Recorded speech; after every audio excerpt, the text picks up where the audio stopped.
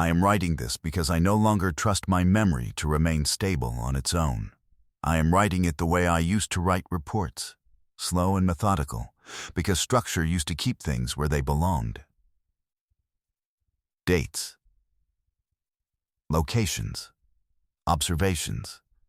That was my job for most of my adult life. Sheriff of Dust Creek County, Texas, elected twice, unopposed the second time, which in a place like this means people were comfortable enough not to think about you. Comfort matters out here. The land does not offer it freely. Dust Creek County is larger than it looks on a map. The scale lies. The empty spaces between things stretch when you are inside them. Roads run straight for so long, they start to feel theoretical. Fences cut the land into squares that do nothing to change how lost you can become. When the wind moves through the grass, it does not sound like motion so much as erasure. Most people pass through without stopping. Those who stay learn to measure time differently. Morning by light angle, afternoon by heat, night by what does or does not appear on the horizon. I did not believe in stories when this began. I believed in causes, in explanations that could be written down and filed. I believed that if something strange happened, it was because a detail had been missed. A reflection, a weather pattern, a tired mind filling in gaps. That belief served me well for years. It helped me explain why cattle wandered through locked gates, why hunters swore they heard engines where there were no roads, why a woman once insisted her porch light turned itself on and off in a pattern that felt deliberate. I wrote those things down and found reasons for them. Or, I wrote them down and waited for them to dissolve on their own. This account is not for the public record. It is not an official statement. It is not even something I am certain I will finish. I have started it 3 times already, and each time I stopped because the act of setting things in order made them feel closer, not clearer.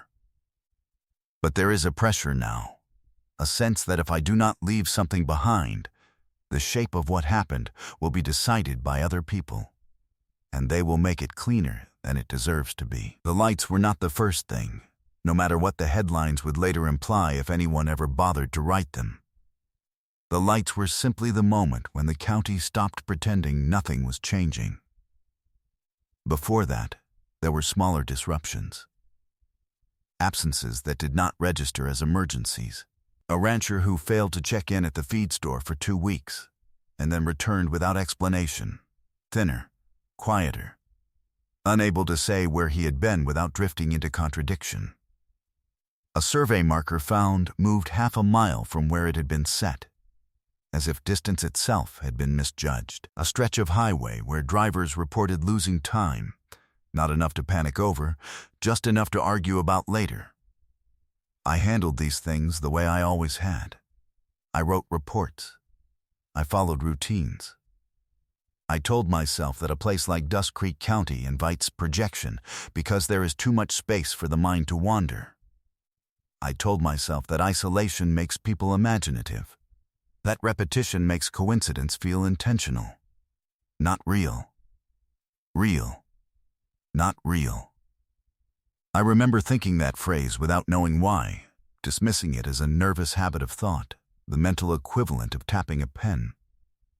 I have spent more nights alone on back roads than I can count. I know how darkness behaves out here. It does not rush in. It settles. It fills low places first. It makes familiar landmarks unreliable. But it also has rules. Stars move in predictable ways. Aircraft announce themselves if you pay attention. Even weather has a logic you can learn if you stay long enough. That is why the first time I heard about the lights, I assumed they would obey those rules once someone described them clearly enough. The first written mention crossed my desk as an addendum to a routine call. It was filed almost as an afterthought. A ranch hand, name familiar but not close, had called in to report a broken fence line. At the bottom of the report, in smaller handwriting, was a note about seeing something unusual the night before. Lights above the high plains. No sound. No clear direction of travel. The deputy who took the call had written it down because that was procedure, not because he believed it mattered. I remember feeling mildly annoyed by it. It cluttered the page. It did not belong with the rest of the information. I did not follow up immediately. That is important to say. There was no urgency in me at that point. The county was quiet in the way it often is before harvest, stretched thin by heat and routine. I had budgets to review, equipment requests to deny, a missing dog that turned up on its own. Life continued in manageable increments. What changed was not a single event, but a stacking. Another mention, this time from a source I trusted not to embellish. Then another. Each report described the lights differently, but the differences did not cancel each other out. They overlapped in uncomfortable ways. Always distant, always above the flat land, never directly overhead. Sometimes steady, sometimes rearranging themselves without crossing the space between positions. No sound. No clear beginning or end. People struggled most with describing how they felt while watching them. Not fear, exactly. More like an awareness of scale, of being measured against something that did not share human assumptions. I began to notice how often the phrase lights appeared in older documents, once my attention had been nudged in that direction. Marginal notes in decades-old reports, a handwritten comment in a missing person file about strange glows seen the same week someone failed to return from checking a fence. It was never the focus. Always peripheral. As if the lights were a background condition the county had learned to ignore. I told myself this was pattern-seeking behavior. That once you fixate on a detail, it begins to appear everywhere. That is a known problem in investigation. You have to guard against it. I reminded myself of training, of the importance of corroboration, of the danger of building a narrative too early. And yet, I found myself driving routes I did not need to drive, stopping at vantage points that offered long views to the north and west. I told myself I was familiarizing myself with the terrain. That I was being thorough. There is a particular feeling that comes from standing alone in a place where nothing interrupts the horizon. It is not peace. It is not fear. It is a kind of exposure. You become aware of how little of you is actually required to occupy the space. How easily you could be removed without the land needing to adjust. I had felt that before and filed it away as philosophy, something to be acknowledged and then ignored. But during those drives, the feeling began to feel reciprocal, as if the land was not just indifferent, but attentive in a way that was difficult to define. I did not see the lights myself at first.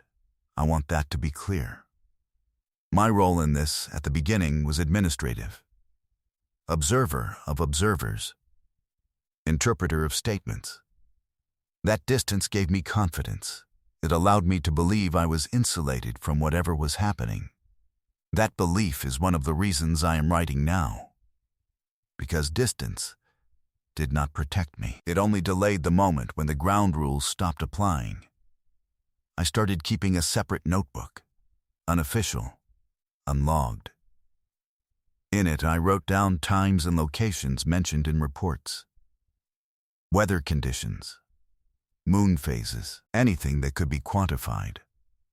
I also wrote down things that could not, even though I told myself they were irrelevant. Words people repeated without realizing it. Hesitations. Contradictions. The way some descriptions corrected themselves mid-sentence, as if the speaker was unsure which version was allowed to be true. Not real. Real. Not real. That phrase appeared again, this time spoken by someone else, then dismissed with an embarrassed laugh. I am aware of how this sounds. I am aware that if I read this account cold, without context, I would assume the writer was already compromised. That is why I am being careful now. Why I am resisting the urge to jump ahead to conclusions or outcomes. This is only the beginning. Only the moment when a quiet county began to lean in a direction it had leaned before, long ago, without anyone noticing. If you are reading this, it means I decided to keep going. It means the act of writing did not immediately unmoor me. It means, for now, that I can still tell the difference between what I observed and what I feared. I am not confident that distinction will hold, but at this stage, it still feels necessary to try. The lights had not yet entered my direct experience. They existed as reports, as annotations, as a growing discomfort that settled into my routines without announcing itself. That is where this part ends. Before certainty, before denial became effort, before the phrase in my head stopped feeling like a test and started feeling like a warning. Not real. Real. Not real. I began to treat the reports as a category, which is something I had never done before. Categories imply expectation. They suggest recurrence. I told myself it was only for organizational purposes, a way to keep related information from scattering across unrelated files. Still, when I labeled the folder, I hesitated. I did not write lights. I did not write aerial phenomena or unexplained sightings. I wrote observations, because that word carries a neutrality that feels professional. It suggests passivity. You observe what already exists. You do not invite it. The first thing I did was revisit the earliest mentions and reconstruct the days around them. Weather records, call logs, patrol routes. I needed to know whether there was a shared condition that could explain the consistency of the reports without assigning meaning to them. High-pressure systems can do strange things to light. Temperature inversions can carry reflections for miles. The planes are particularly good at making distant things seem close, and close things seem unreal. These explanations satisfied me in theory, but they did not settle the matter in practice. Too many details refused to align neatly. One rancher described the lights as holding still against the wind, which was strong that night, strong enough to rock his truck when he stepped out to look. Another said the air was dead calm, and the lights still moved in a way that suggested resistance rather than drift. One report placed them just above the horizon. Another insisted they were higher than any tower in the county.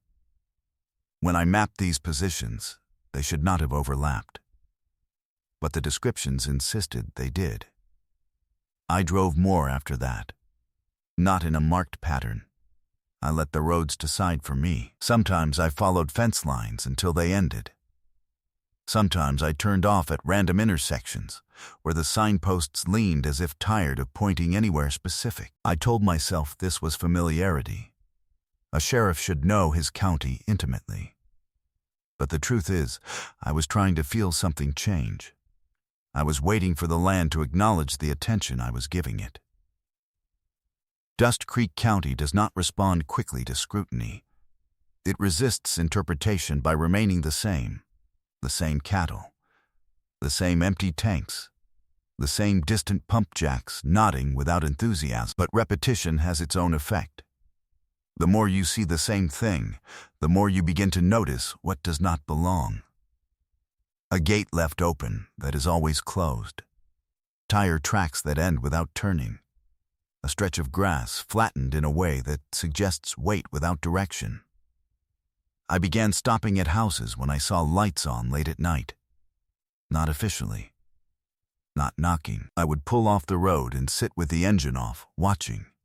Sometimes someone would step out onto a porch and look toward the horizon, as if checking something habitual. Sometimes they would stand there longer than made sense, unmoving, until the porch light snapped off and left the house dark again. No one waved. No one acknowledged my presence. That was normal enough. Out here, people mind their business by default. What unsettled me was how often those porch lights went dark at the same moment I decided to leave. As if the act of observation had a limit, as if something unseen was keeping time. I wrote these impressions down reluctantly. They felt like indulgences. I did not want to become the kind of investigator who trusted intuition over evidence. I had seen how that ended for others. Careers derailed by theories that could not be substantiated. Reputations reduced to cautionary anecdotes. I was careful to keep my official work clean. The notebook remained separate, tucked into a drawer I did not open during office hours. There were missing persons before the lights, but their absence had always been explainable in broad terms. People leave places like this. They drift. They decide one day that the horizon is not enough and point their car toward something else. What changed was the quality of the disappearances that followed. Not in number, in texture.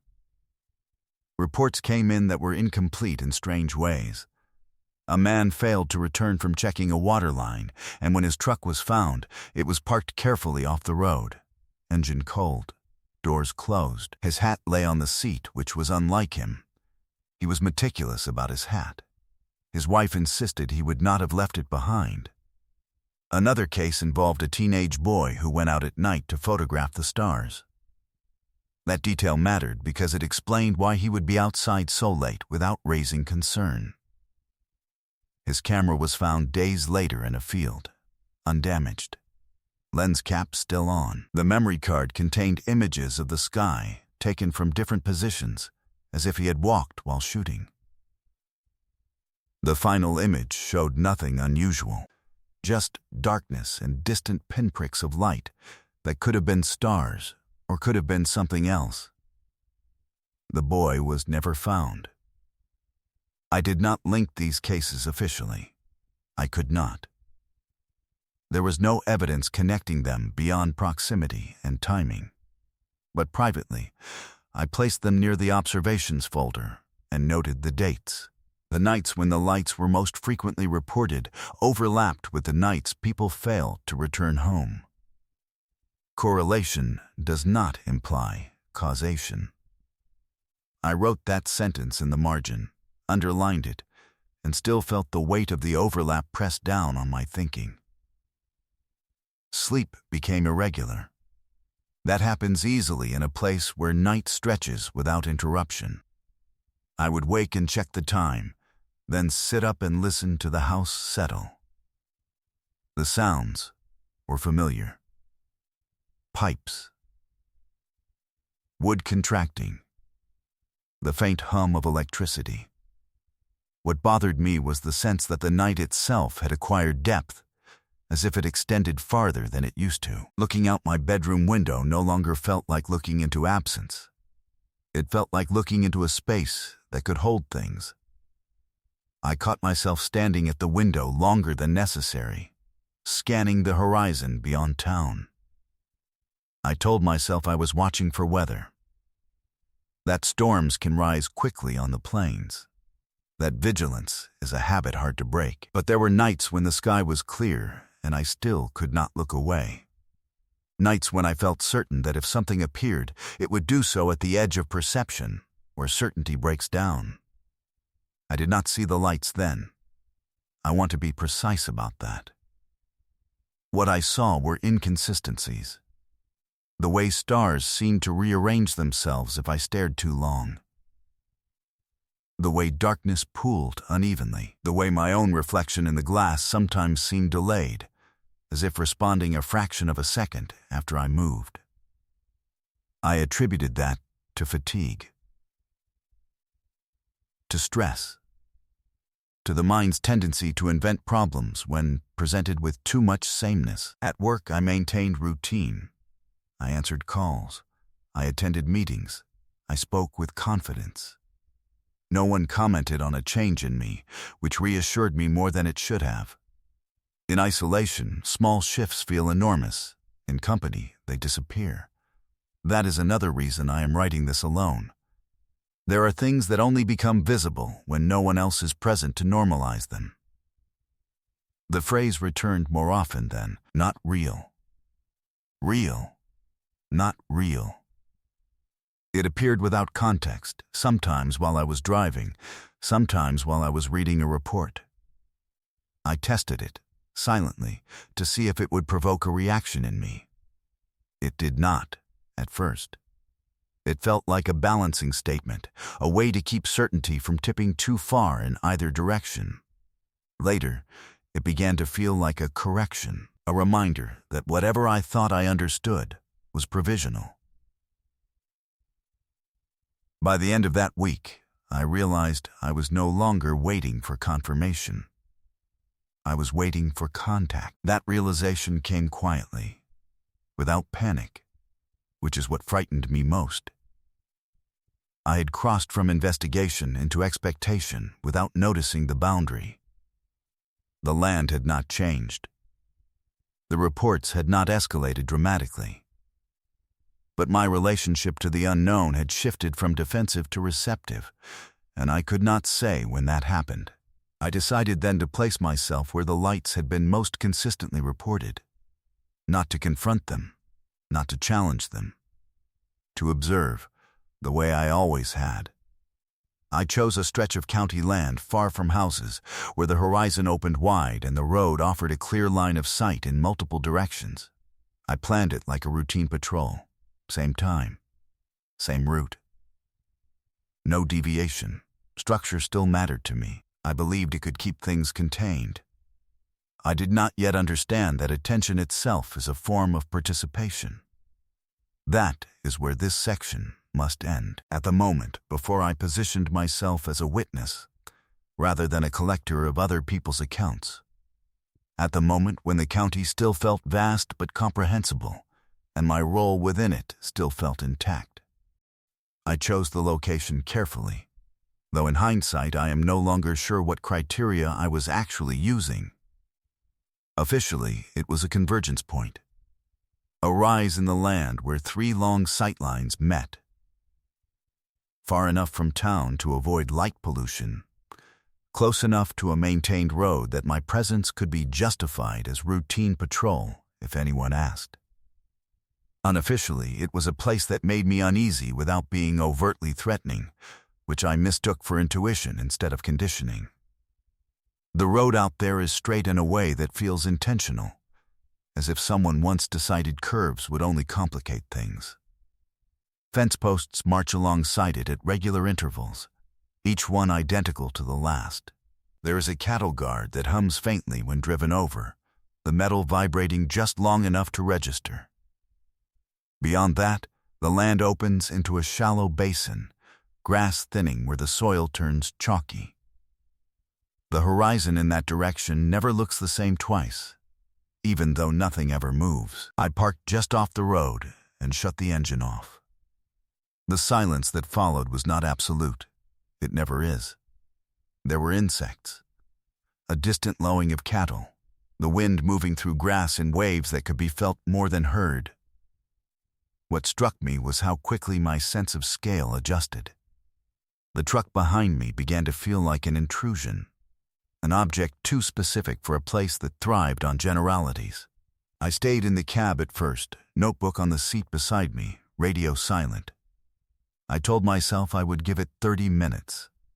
That was reasonable. That was disciplined. If nothing happened, I would leave and record that nothing had happened, which is still a data point. Time passed unevenly. I checked my watch more often than necessary. Each glance surprised me with how little time had moved. When I finally stepped out, it was not because I saw anything. It was because sitting still had begun to feel incorrect, as if the posture itself was being evaluated. The air was cooler than it had been closer to town. The ground sloped subtly under my boots, enough to make balance a conscious act. I walked a short distance from the truck and stopped, facing northwest, the direction that appeared most often in reports. At first, there was nothing to distinguish this night from any other. The sky was clear. Stars held their positions. No aircraft crossed the field of view. I focused on breathing evenly, on keeping my attention broad rather than fixed. That is something you learn early in law enforcement. Fixation narrows perception. Broad attention catches inconsistencies. The first inconsistency was not visual, it was spatial. The sense that the distance between myself and the horizon had shifted, not collapsed, not expanded, recalibrated, as if the land had quietly redrawn its own proportions. I took a step forward, then another, testing whether the feeling would correct itself. It did not. The road behind me felt farther away than it should have, though I could still see the truck clearly. I told myself this was disorientation, the product of darkness and an uneven surface. I noted it mentally and continued to observe. That was when I noticed the absence of something I had not realized I was listening for. The wind had died. Not gradually, it had simply stopped, leaving the grass frozen in a posture of movement that never completed itself. I scanned the horizon again. That was when the first light appeared. It did not arrive. It did not cross into view. It was simply there, a steady point low above the land, too bright to be a star and too fixed to be anything I recognized. My immediate reaction was relief. Identification is comforting, even when the thing identified is unexpected. I told myself it was a distant tower light, one I had somehow overlooked before. That explanation lasted until a second light appeared several degrees to the left, matching the first in intensity and color. I did not feel fear then, I felt focus. The kind that sharpens detail and quiets extraneous thought. I watched the spacing between the lights, measuring it against fence posts and distant landmarks. They were too far apart to belong to the same structure, too synchronized to be unrelated. I waited for them to blink. They did not. A third light appeared, not between the first two, but above them, creating a shape that felt deliberate without being familiar. The spacing was precise enough to suggest intention, but the configuration did not correspond to anything I could name. My mind reached for patterns and failed to secure one. I wrote the time down without taking my eyes off the horizon. My hand shook slightly, which irritated me. I adjusted my stance and kept writing. The lights held their positions longer than I expected, long enough for anticipation to drain into uncertainty. Then, without transitioning, they were gone. There was no fade, no movement. The space they had occupied simply returned to darkness. I waited for afterimages. There were none. I checked the horizon for clouds that might have obscured them. The sky remained clear. I stood there longer than I had planned. Minutes passed. The wind did not return. I began to feel exposed, not because I believed I was being watched, but because the land no longer felt reciprocal. My presence did not seem to register. I might as well have been another fence post. When the lights returned, they did so in a different configuration. 4 this time. Lower, spread wider. The geometry was not the same, but the quality was unmistakable. Steady, soundless, resistant to interpretation. I felt a tightening in my chest then. A recognition that what I was seeing did not obey the rules I depended on to separate explanation from speculation. Not real. Real, not real. The phrase arrived fully formed, not as a comfort but as a warning. I realized I had stopped writing. The notebook hung useless at my side. I forced myself to record what I could, even as part of me resisted the act, as if documentation itself carried risk.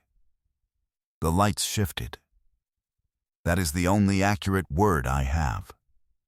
They did not move through space. They rearranged themselves, positions exchanged without paths connecting them. The shape changed, then stabilized, as if testing combinations. I became acutely aware of my own position in relation to them, of how small a reference point I was in a vast, minimally marked landscape. I thought about the reports, about the way others had struggled to describe this part, about the contradictions, I understood them then. Language depends on sequence. What I was witnessing did not. I do not know how long I stood there. Time lost its usual markers. Eventually, the lights vanished again, and this time, they did not return. The wind resumed as abruptly as it had stopped. The grass completed its interrupted motion. The night reassembled itself around me as if nothing had occurred. I walked back to the truck slowly, testing each step. The road felt closer again. The proportions of the land seemed to reset, though the memory of distortion lingered like pressure behind the eyes. I sat in the cab for several minutes before starting the engine, hands on the steering wheel, waiting for my pulse to settle into something familiar. I did not radio anything in. I did not call it in as an incident. I drove back toward town in silence, headlights carving a narrow certainty through the dark. Part of me wanted to believe that by not acknowledging what I had seen through official channels, I could contain it. That observation without escalation would keep the boundary intact. By the time I reached my driveway, I knew that belief was already compromised. Part 2, Section A. I did not speak about that night for several days, not to my deputies, not to anyone in town who might have noticed the truck parked where it did not usually linger. Silence felt necessary, though I could not have explained why without sounding superstitious. I told myself I was verifying. 1 observation is an anomaly. 2 suggest coincidence. 3 invite interpretation. I wanted more data before I allowed myself to name what I had experienced as anything beyond a personal failure of perception. During the day, the county looked unchanged. That unsettled me more than if something had been visibly altered. The same dust hung in the air. The same trucks idled at the feed store. The same conversation circled weather and prices, and nothing else. It was as if the night existed in a separate register, one that did not bleed into daylight the way storms do. I began to suspect that whatever was happening required darkness not as cover, but as a condition. I reviewed the notebook entries from before that night. The words looked thinner than I remembered, as if they had been written by someone less attentive. Descriptions that once felt precise now seemed evasive. I caught myself rewriting sentences in my head, wanting to add emphasis, wanting to clarify. I resisted. Alteration is a kind of dishonesty, even when it is meant to improve accuracy. What I did do was expand my patrols. Quietly, I adjusted routes to include locations mentioned in past reports. I timed my drives to overlap with the hours when sightings were most frequent. I told myself this was proactive policing. That is an elastic term. It can stretch to cover a lot of things. On the 3rd night after my own sighting, I returned to the same stretch of road. I parked in the same place, exited the truck in the same way, stood facing the same horizon. I was testing consistency. If the lights were real, whatever that meant, they should behave according to some internal logic. If they were not, the act of repetition might reveal the flaw. Nothing happened. That should have reassured me. Instead, it created a new tension. Absence after presence feels intentional, even when it is not. I waited longer than before. The wind did not stop. The night remained ordinary. Eventually, I left, telling myself this was the expected outcome.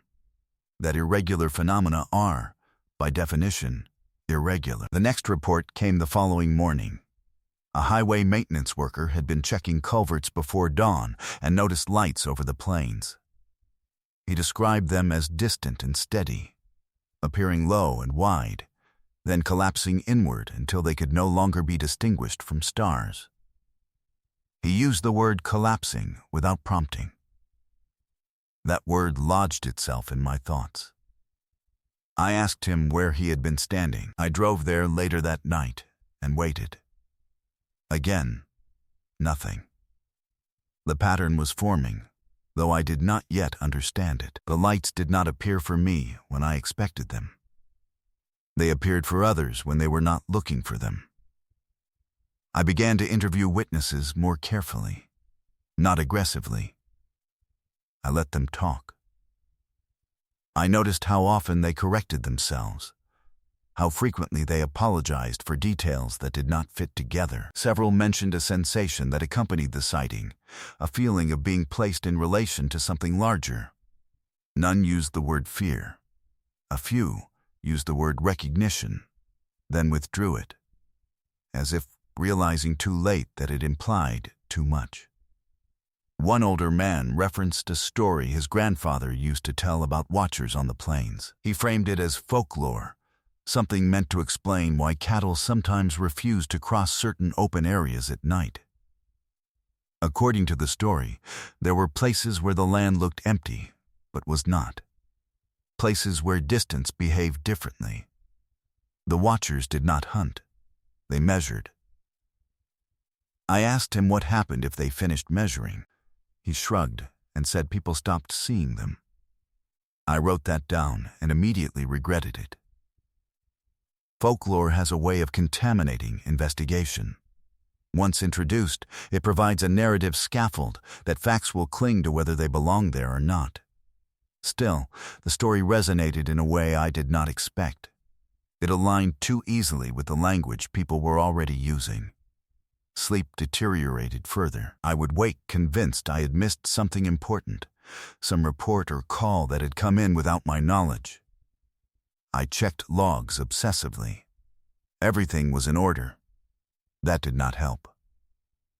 Order began to feel like camouflage. I returned to the notebook and noticed something I had not seen before. In the margins of several entries, I had written the same phrase at different times, in slightly different handwriting. Not real. Real. Not real. I did not remember writing all of them. That realization unsettled me more than any sighting. It suggested a gap, a lapse in continuity. I tested myself. I began recording mundane details of my days to see if memory held. Meals, conversations, the route I took home. Nothing obvious was missing. And yet, there were moments when I would find myself somewhere without recalling the transition. Standing in the doorway of my office, sitting in the truck with the engine running. Time had passed, but it had not left tracks. I considered bringing in outside resources, state investigators, federal agencies. The thought repelled me, not because I feared ridicule, but because I feared dilution. Outside attention would impose explanations too quickly. It would demand resolution. Whatever was happening resisted that impulse. It thrived in the unresolved spaces between categories. On the fifth night, the lights appeared again, not where I was standing, but far to the east, visible from the edge of town. I saw them from my bedroom window, low and wide, faint enough that I questioned myself before acknowledging them. By the time I had fully committed to the sight, they were already changing, compressing inward, reducing their own presence until the sky absorbed them. I did not chase them. I stood still and let the moment pass. I realized then that pursuit was not required. Attention was enough. That understanding marked a shift. Investigation was no longer about gathering information. It was about managing proximity. How close could I be without crossing into participation? How much could I observe without being incorporated into whatever process the lights represented? I began to suspect that the disappearances were not consequences, but conditions. That the county itself was part of a longer cycle, one that surfaced intermittently and then receded. The lights were not an invasion, they were a recurrence. I did not like that conclusion. It suggested inevitability.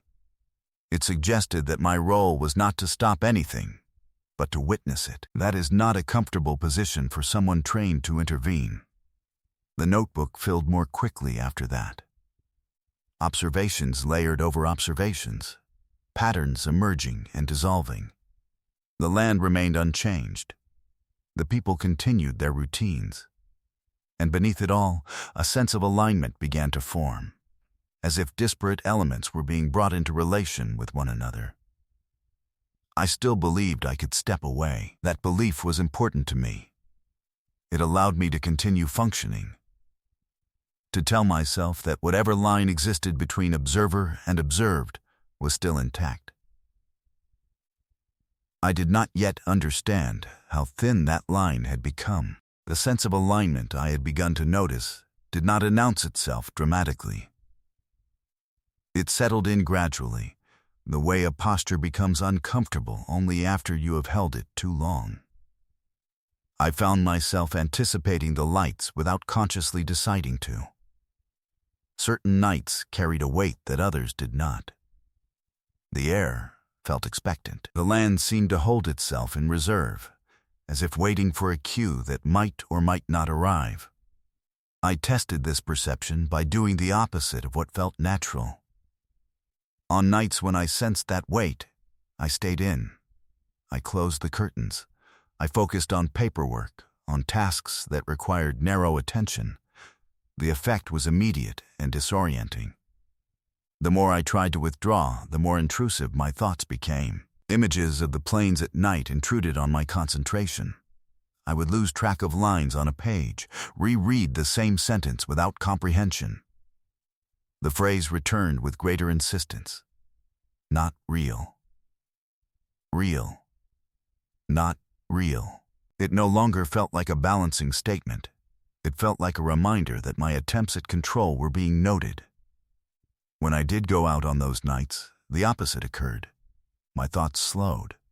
The internal noise receded. Standing alone under the open sky brought a clarity that felt earned rather than imposed. That realization troubled me deeply. Relief should not come from exposure. And yet, it did. I began to understand why witnesses struggled to articulate their experiences afterward. There is something about the lights, or about the conditions that allow them to appear, that reorganizes attention. You stop thinking in sequences. Cause and effect lose their urgency. The present moment stretches, becoming sufficient in a way that makes later recall feel unnecessary. Dangerous, even. The lights appeared more frequently then, though not more predictably. Sometimes they came as a single point, faint and easily dismissed. Sometimes they arrived in complex arrangements that held long enough to be studied. I stopped trying to count them. Number implied boundaries. What mattered was relation, spacing, orientation. The way they seemed to define regions of the sky rather than occupy it. I noticed something else during those nights. The land beneath the lights did not feel empty, not populated, exactly. More like layered, as if the visible surface was only one expression of a deeper structure that occasionally pressed close enough to register. I found myself staring not at the lights themselves, but at the darkness between them, where nothing was visible, but something felt present. Reports from others changed in tone. People spoke less about what they saw and more about what they felt afterward. A sense of displacement, a difficulty re-entering routine. One woman described driving home and being unable to recognize the turnoff to her own property, despite having used it daily for years. She drove past it twice before stopping in the road, convinced for a moment that the land had been rearranged. I wanted to reassure them, to tell them this was stress, fatigue, the mind responding to novelty. The words felt insufficient even as I formed them. I could see the doubt settle in their expressions, not toward me, but toward their own perceptions. That doubt lingered. It did damage I could not document. The missing persons reports increased slightly then. Not enough to trigger alarms beyond the county. Enough to be noticed by those of us who tracked such things. The circumstances varied, but there were similarities I could no longer ignore. People vanished at night, often alone, often in areas with long sightlines and minimal landmarks. Their belongings, when found, suggested interruption rather than departure, as if they had been engaged in something that did not require preparation. I reviewed older cases, again, extending further back this time. Decades, patterns emerged reluctantly. Clusters of disappearances separated by long periods of relative quiet. Each cluster coincided with scattered mentions of strange lights, written off at the time as weather or military activity. The language used to describe the experiences shifted over the years, but the core elements remained. Distance distortion. Silence. A feeling of being placed. I understood then that what I was dealing with did not escalate in a linear fashion. It cycled. It returned. Dust Creek County was not unique. It was simply positioned in a way that made recurrence visible. That realization should have prompted me to step back, to document and hand off what I could. Instead, it deepened my involvement. If this was a cycle, then understanding its parameters mattered. Duration, intensity, resolution, if such a thing existed. I was no longer investigating an anomaly. I was tracking a process. My own experiences shifted subtly. I began losing time in small increments, not hours. Minutes. Enough to create gaps that resisted reconstruction. I would arrive somewhere earlier or later than expected without being able to account for the difference. I stopped trusting clocks and relied instead on environmental cues.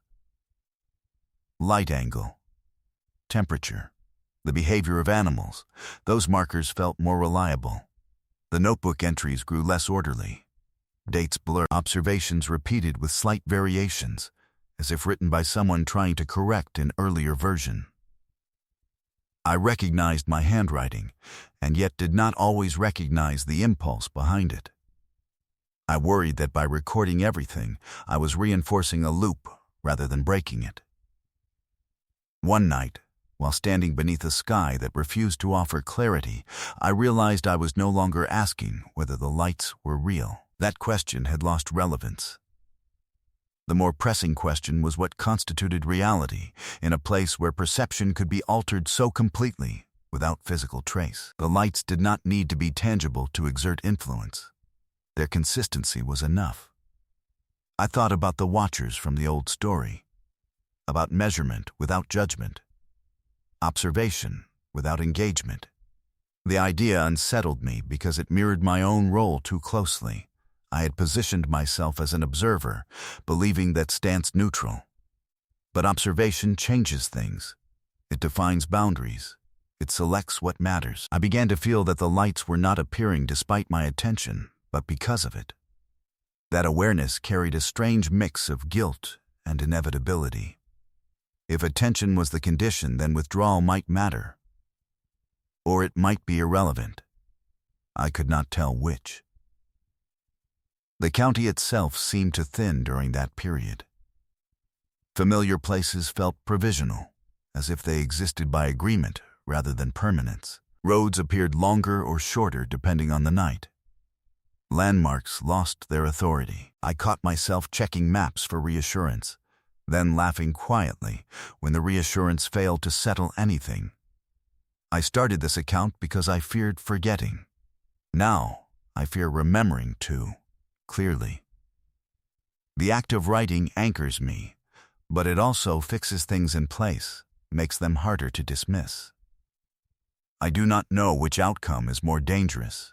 What I do know is that the boundary between my role and whatever was unfolding had eroded further than I was willing to admit. The lights were no longer external events. They had become reference points around which my understanding of the county and of myself was reorganizing. That realization did not arrive with panic. It arrived with a quiet certainty that felt borrowed, as if it did not originate entirely within me. That is where this section ends. At the point where investigation gives way to something more personal, and the distance I relied on begins to fail in ways I can no longer pretend are temporary. There was a moment, early in what I now think of as the final phase, when I realized I had stopped asking permission from myself. I no longer debated whether to go out at night. I no longer framed my actions as patrols or observations. The distinction between duty and compulsion had eroded so gradually that I could not point to its collapse. I only knew that when darkness came, my body responded before my thoughts did, aligning itself with an expectation I did not remember choosing. The county felt different then, though nothing about it had changed in a way that could be photographed or measured. The difference was relational. Roads seemed to anticipate my arrival. Open stretches of land felt less empty, as if absence had acquired texture. I began to experience the terrain not as a backdrop, but as an active participant, one that shaped movement and attention without ever asserting itself directly. The lights appeared more readily when I was alone. That pattern became difficult to ignore. When deputies accompanied me, nights remained stubbornly ordinary. When I stood by myself beneath the open sky, the atmosphere shifted, subtle at first, then undeniable. It was not that the lights always came. It was that the possibility of their appearance felt present, close enough to influence my posture, my breathing, my sense of scale. I stopped documenting every sighting. That decision frightened me, but it also felt necessary. Writing things down had begun to feel like repetition rather than preservation, as if each entry reinforced a configuration that did not benefit from reinforcement. Instead, I tried to hold the experiences internally, trusting memory in a way I once would have rejected outright. That trust was misplaced. I began to notice discrepancies between what I remembered and what the notebook contained. Entries I was certain I had made were absent. Others appeared that I could not recall writing, their phrasing unfamiliar, their tone slightly removed. It was as if the act of recording had developed autonomy, continuing in parallel to my conscious awareness. One such entry described a night I had no memory of leaving my house. It detailed a prolonged sighting near a dry creek bed west of town, complete with sketches of light configurations that felt disturbingly precise. The handwriting was mine. The details were consistent with other observations. And yet, the night itself was a blank. I could not locate it in my internal timeline. I told myself this was stress, that prolonged vigilance had finally taken its toll. But stress does not usually produce coherence. What troubled me was how orderly these unremembered experiences appeared on the page. They suggested intention rather than accident. The disappearances continued, not dramatically, quietly. Each one carried the same incomplete quality, the sense that something had interrupted a process rather than concluded it. Families grieved without spectacle. Searches were conducted according to protocol and yielded nothing that could anchor hope or despair. The county absorbed these losses the way it absorbed everything else, without comment. I began to see the lights not as precursors to disappearance, but as indicators of a condition in which disappearance became possible. That distinction mattered. It suggested that the lights were not causes, but expressions. Symptoms of an alignment that made certain outcomes available. The old folklore returned to me more insistently then. Watchers, measurement, completion without consequence. I resisted the temptation to map the story directly onto my experiences, but parallels asserted themselves regardless. The watchers did not take. They observed until observation was no longer necessary. What happened afterward was left deliberately vague. I wondered whether the people who vanished had crossed a threshold of attention, whether they had looked too long, or in the wrong way, or with a kind of openness that could not be reversed. The thought unsettled me because it framed the disappearances as participatory rather than victimizing. It suggested agency where there might have been none. I tested my own limits cautiously. On nights when the lights appeared, I adjusted my position incrementally. A few steps closer to open land. A few steps farther from the road. I monitored internal responses rather than external changes. The sense of distortion increased not with proximity to the lights themselves, but with distance from familiar reference points. The farther I moved from structures, from fences, from any sign of human intention, the more pronounced the effect became. At a certain point, the land ceased to feel directional. North, south, east, and west lost their authority. Orientation became relative, defined by where the lights were not rather than where they were. I would turn in place and feel no shift in perspective, as if the environment had flattened into something without depth. That was when I began to feel what others had struggled to name. Not fear, not wonder. A kind of placement, the sensation of being positioned within a larger arrangement, one that did not require my understanding to function. It was not oppressive. It was efficient. Not real. Real, not real. The phrase surfaced again, but this time it felt less like a warning and more like a description of a process in motion. Reality asserting itself, then withdrawing, then asserting again in a slightly altered form, each cycle leaving less room for resistance. I noticed changes in myself beyond the nights. My sense of time during the day began to warp. Hours passed too quickly or too slowly, depending on whether I had been out the night before. Conversations felt scripted, their outcomes predictable in ways that drained them of significance. I caught myself responding automatically, my attention drifting elsewhere even as my body remained present. Colleagues began to comment, gently at first. I seemed distracted, tired. I accepted their concern and adjusted my behavior when observed, careful to maintain the appearance of stability. Alone, I allowed the drift to continue. The contrast between these states widened until it felt like I was maintaining two separate versions of myself. One anchored to routine, the other increasingly aligned with the conditions that produced the lights. I considered leaving the county. The thought surfaced unexpectedly one afternoon while reviewing a report that no longer held meaning for me.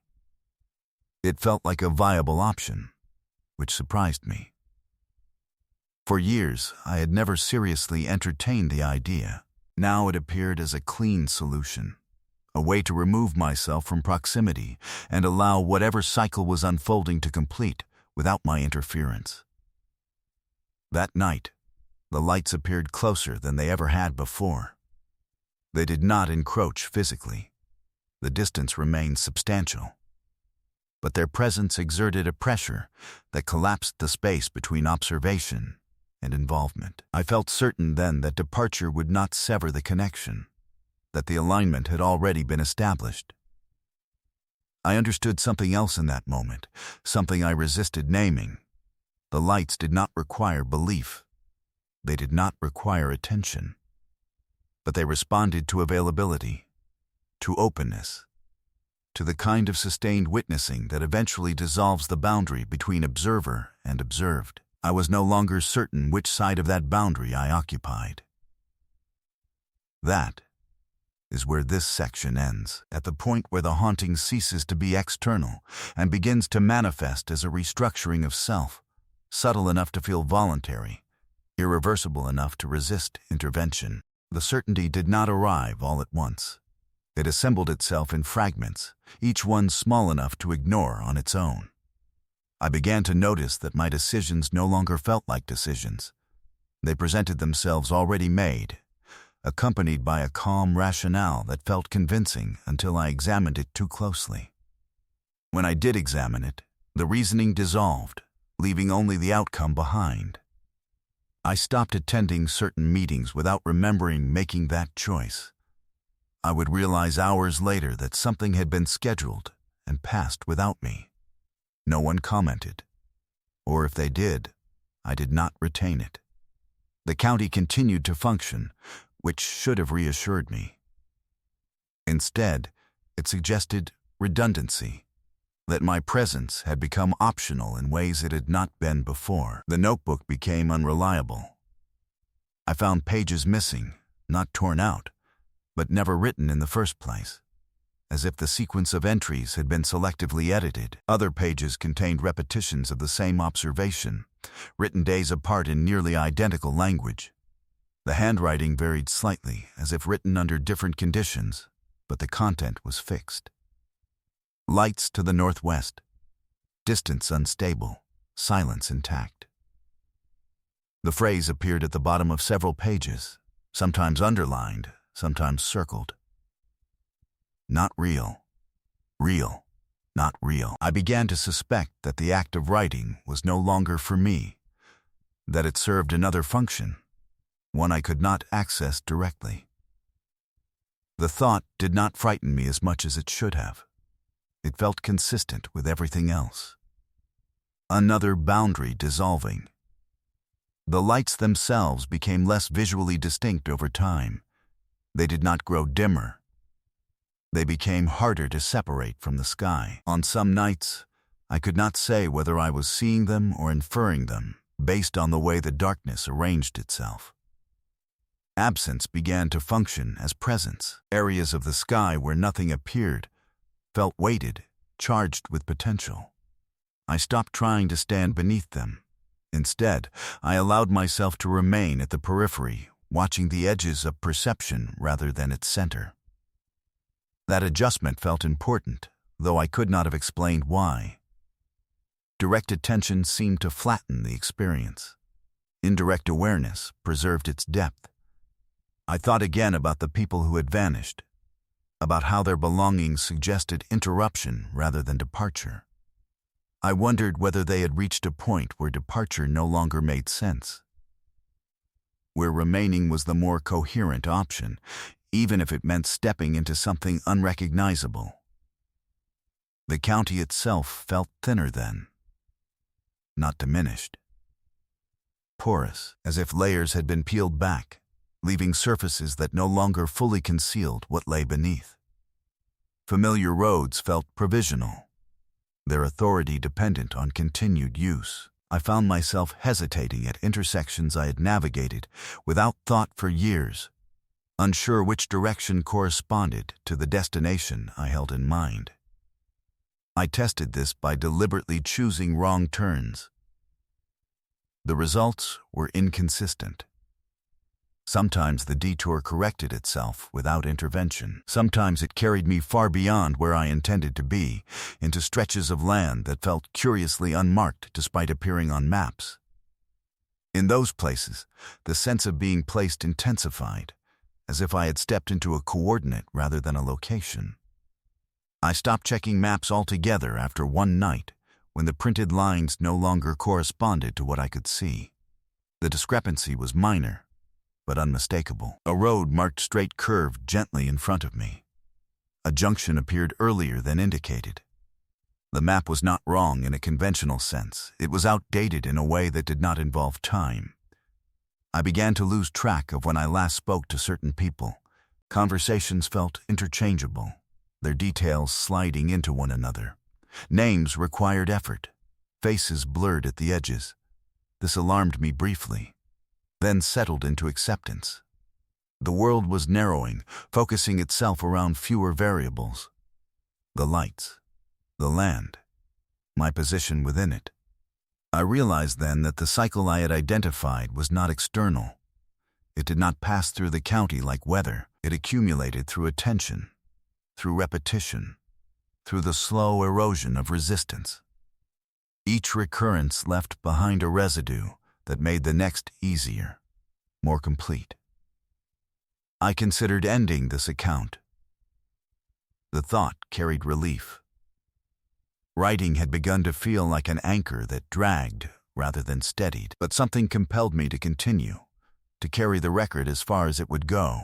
even if that meant documenting my own dissolution. There were nights when the lights did not appear, and yet their influence remained. The land held itself in the same expectant posture. Distance misbehaved. Silence thickened. I stood alone and felt certain that observation was still occurring, even without a visible focal point, that whatever measured did not require illumination to complete its task. One night, I realized I was no longer waiting for the lights. I was waiting for permission. The distinction mattered. It implied that the next phase did not depend on an external signal, but on an internal threshold being crossed. I do not remember returning home that night. The next morning, I found myself standing in the office doorway, unsure how long I had been there. The building felt unfamiliar, its proportions slightly off. I recognized the furniture intellectually, but not spatially. It took effort to move through the room, as if the space resisted my presence. I knew then that whatever boundary remained was dissolving faster than I could document it, that the role of witness was giving way to something else, something less defined and therefore more difficult to resist. This account has become inconsistent. I am aware of that. The act of recording no longer guarantees continuity. Pages repeat.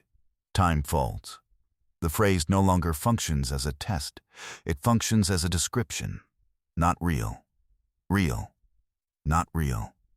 That is all I can write for now, not because there is nothing more to say, but because the act of saying it feels increasingly irrelevant. I am no longer certain when this record began to slip away from chronology. The earlier parts at least pretended to move forward, to progress from one condition to the next. Now there is only accumulation. Layers pressing closer together until sequence loses meaning. If I repeat myself here, it is not emphasis. It is overlap.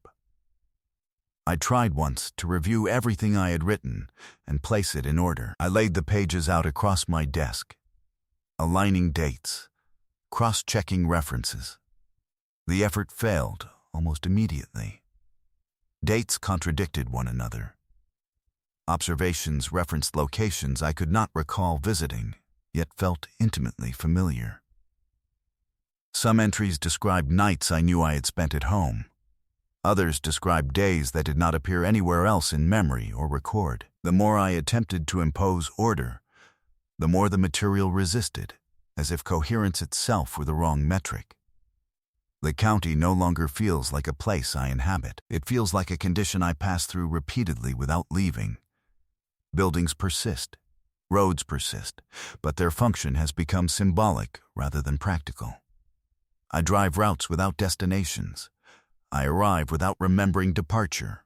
The idea of elsewhere has thinned to abstraction. I no longer actively look for the lights.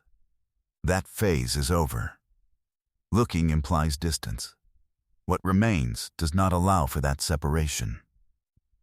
The lights are not always visible, and yet they are always present in the same way gravity is present. Not as an object of attention, but as a force that shapes movement and posture without announcement. There are nights when the sky remains empty and still feels complete. There are nights when nothing appears, and I know, with a certainty that bypasses thought, that observation is still taking place. I have learned that illumination was never the point. Visibility was a courtesy, extended temporarily. The land behaves differently now, not dramatically, subtly. Fields feel shallower. Horizons feel closer without appearing nearer. Distance no longer promises anything. Walking does not reliably change relation. I can move for what feels like hours and remain in the same configuration of space, the same alignment of features, as if movement itself has been decoupled from outcome. I tried leaving once more. I remember packing, though I do not remember deciding to. The truck was loaded with only essentials. That detail stands out because it suggests intention. I drove east, choosing a direction that once implied departure. The road stretched the way it always had, straight and obliging. Mile markers passed, towns appeared and receded. At some point, the familiarity returned, not as recognition, but as inevitability. The same water tower, the same bend in the road that should not have been there. Dusk Creek County did not announce my return, it simply resumed. I do not believe this is confinement in the conventional sense. There are no barriers, no force preventing movement. What has changed is relevance. Elsewhere no longer presents itself as an alternative. The county is sufficient unto itself in a way that makes departure conceptually unnecessary. I think often about the missing people, not with urgency, with a quiet understanding that feels borrowed. Their absence no longer reads as loss. It reads as completion. That thought unsettles me even as it settles something internal, and I cannot tell which response is more honest. The folklore makes more sense now, though I hesitate to frame it that way. Stories imply interpretation. What remains feels closer to instruction. The watchers do not intervene. They do not correct. They observe until observation ceases to be required. Measurement concludes when variation stabilizes. After that, there is no reason to continue marking distinctions. I am aware that my language has shifted, that I am describing states rather than events, that I am no longer trying to persuade anyone of anything. This account has become less a warning than a residue, something left behind because leaving nothing felt incomplete. There are gaps in my days now that cannot be recovered. Not because memory fails, but because the gaps feel intentional, as if experience itself has been edited for efficiency. I will notice that the sun has shifted position without recalling the interval. I will find myself standing in open land without remembering how I arrived there. These moments no longer alarm me. Alarm requires the expectation of restoration. I no longer expect things to return to previous configurations. The phrase persists, though it is softened, its edges worn smooth by repetition. Not real. Real. Not real. It no longer oscillates. It layers. Each iteration resting atop the last until distinction collapses under the weight. I sometimes wonder whether this record will be found. If it is, I doubt it will be read straight through. Pieces will be taken out of order. Sections will be emphasized or dismissed based on the needs of whoever encounters them. That feels appropriate. This was never meant to be a linear account. It is a surface impression of something that does not resolve cleanly into narrative. If you are reading this because you notice something similar, I do not have guidance to offer. Recognition does not grant control. Attention does not confer authority. Observation is not neutral. Those are the only stable conclusions I can still articulate. I no longer perform the duties of sheriff in any meaningful sense. The title persists on paper. The office still opens. The county continues to appear governed. Function has replaced intention. That transition happened without announcement, and no one objected. The lights no longer need to appear. The high planes hold their alignment without reinforcement. Measurement has reached a stage where variation is minimal. That is not an ending, it is a condition. I am aware that this account stops abruptly. That is not a choice. There are limits to what can be translated into record before the record itself becomes unnecessary. I can feel that threshold approaching, not as fear, but as relief. The land is very quiet tonight. Not real. Real. Not real.